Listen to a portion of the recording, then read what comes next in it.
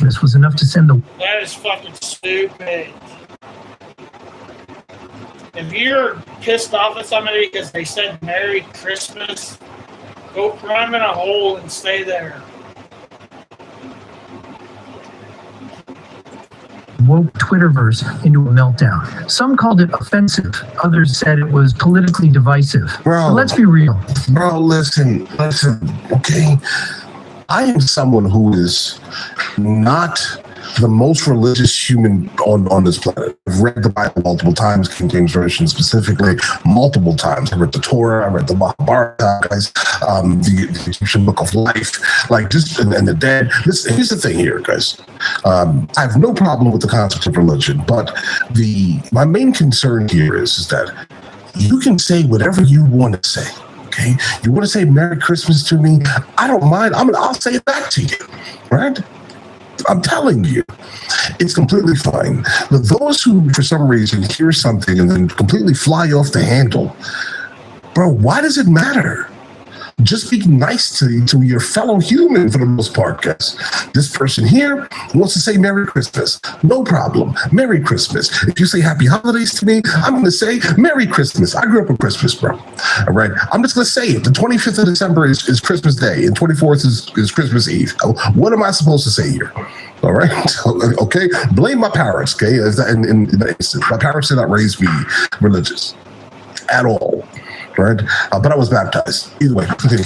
It's the Santa Clauses. A joke about Christmas should be the least surprising thing at a Christmas show. But no, to the woke crowd, this was a massive red flag. Podcaster and filmmaker Scott Weinberg was among the first to light the fire on Twitter. He shared the line with an outraged, Merry Christmas to all has suddenly become a problematic post, and the internet went wild. The comments started flooding in, with people tearing into Tim Allen for, wait for it, bringing right-wing politics into Christmas. One commenter even threw out the idea that Tim's Santa character must be a MAGA supporter. It's almost fun to joke about Christmas in the Christmas series has the entire woke crowd losing sleep. Because to them, Tim Allen isn't just a comedian. Right. He's a problem that needs to be canceled. Okay. And yet, no matter how hard they try, he keeps coming back. He's like Hollywood's worst nightmare, the conservative comedian who just won't go away.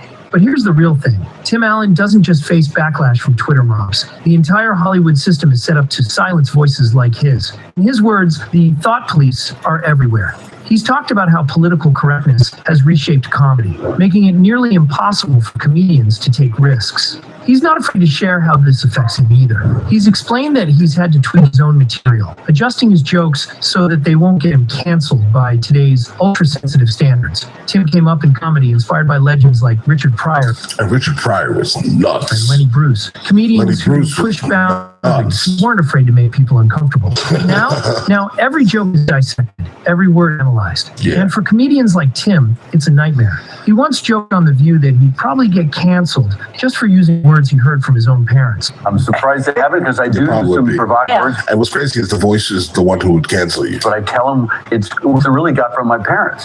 You know, they said this stuff, and we talked about it. I can't even say it here. I can't even point to it. Yeah. It is an alarming thing for comedians. But my act has really been about family and kids and growing up anyway. But I was going to say, if I do some stuff, the women in my life were, whatever political party it was, always they hated the government and who's going to pay for it. Well, they always argued about that with vodka. That's how far we've come. Tim isn't the type to back down. On the contrary, he's doubled down. He's publicly said he doesn't want to live in fear of being canceled. In fact, he'd rather face the backlash than sacrifice his integrity. And it's that defiant attitude that has kept him in Hollywood, no matter how hard they try to get rid of him.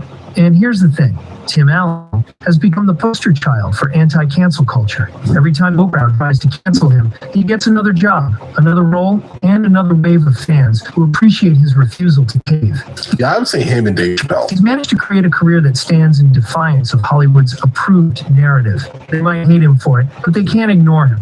The best part? Tim Allen isn't even fazed by their attempts to cancel him. While Twitter mobs rant and... It's kind of a contradictory statement, because based off of a couple of things you already said, sir, but... He keeps moving forward. When Last Man Standing got the boot from ABC, Fox took it up in a heartbeat. When Disney tried to replace him by bringing in Chris Evans as Buzz Lightyear, it didn't make a dent in his career. And